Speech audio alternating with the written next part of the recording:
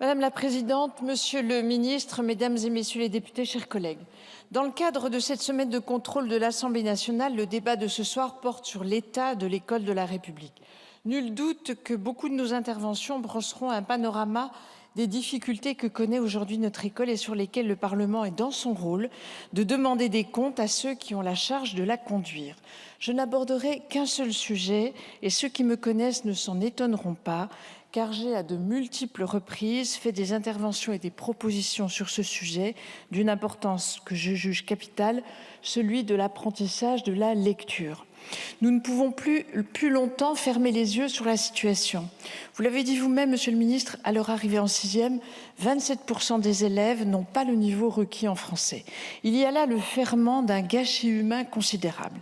Si l'on élargit le spectre en se comparant aux autres pays, la France occupe le 23e rang dans la compréhension de l'écrit des 27 pays de l'OCDE.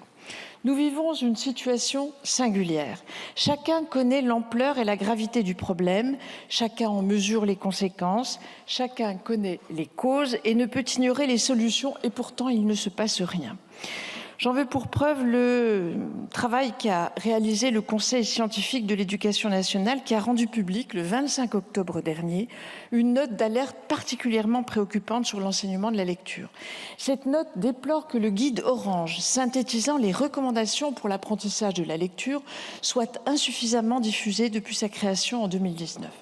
Elle s'alarme qu'en l'absence de formation, je cite, « certains enseignants adoptent des pédagogies à départ global totalement inacceptables au regard des connaissances scientifiques actuelles ». Selon une étude en cours menée par un sociologue, Jérôme Dovio, sur un échantillon de 16 149 enseignants de CP, moins de 1% utilisent la méthode recommandée par le Conseil scientifique, celle qui se montre pourtant indéniablement la plus efficace, surtout pour les enfants des familles les moins aisées. Alors que les sciences cognitives nous ont beaucoup appris, il est particulièrement dommageable que les méthodes d'apprentissage fassent toujours l'objet de conflits idéologiques indifférents aux faits.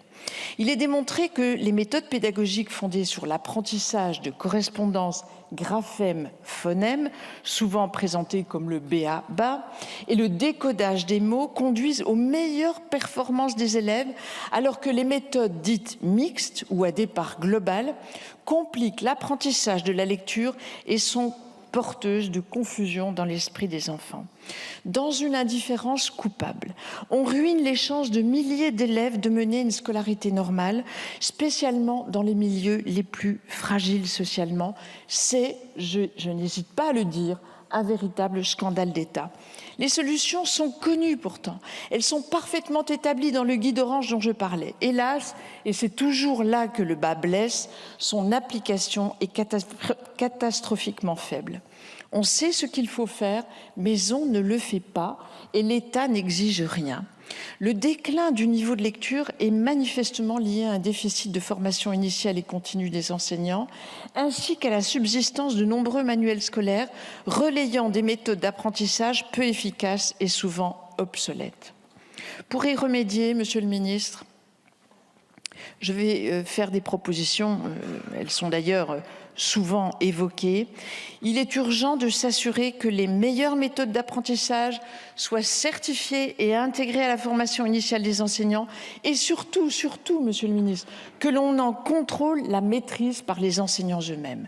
Deuxièmement, sur le modèle du plan de formation à la laïcité lancé l'année dernière par le ministère, il devrait être lancé dès que possible, avant la prochaine rentrée scolaire, un plan de formation de l'ensemble des enseignants de CP, des inspecteurs de l'éducation nationale et des conseillers pédagogiques aux méthodes certifiées d'apprentissage de la lecture.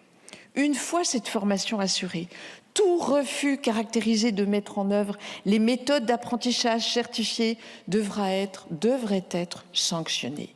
De surcroît, afin d'inciter les manuels scolaires à diffuser les meilleures méthodes d'apprentissage de la lecture, il faudrait les labelliser. Sans ce label de qualité, les manuels scolaires ne devraient pas être éligibles à un financement public. Ce qui se joue en CP est capital. Il s'agit d'offrir la liberté de lire, je cite toujours le Conseil scientifique de l'éducation nationale, et avec cette liberté de lire, la liberté de découvrir et de penser. Monsieur le ministre, serez-vous le ministre qui aura le courage de mener ce combat? Merci de conclure, cher le collègue. plus beau et le plus salutaire. Sachez en tout cas que nous serons à vos côtés si vous décidez de mener ce combat.